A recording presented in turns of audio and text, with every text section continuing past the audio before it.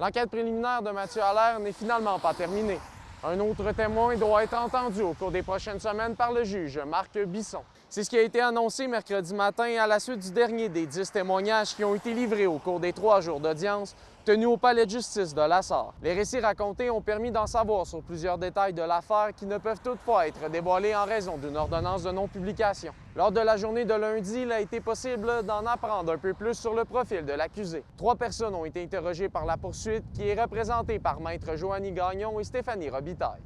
La défense, qui est représentée par maître Élise Pinsonneau et Catherine Ranalli, a contre-interrogé 2 des intervenants. C'est mardi qui aura été le plus chargé avec 6 témoins convoqués à la barre. Journée au cours de laquelle il a été possible d'entendre les acteurs en lien avec la preuve de la poursuite, qui elle non plus ne peut être dévoilée. En plus de recueillir plusieurs éléments en lien avec les événements survenus en septembre 2025 du côté de Nord-Métal. La séance s'est conclue avec l'un des 2 témoins assignés par la défense. Le dernier a finalement été entendu ce matin par le magistrat. D'ailleurs, il y a eu certains moments tendus entre la couronne et la défense au niveau de quelques questions posées à des intervenants durant les audiences.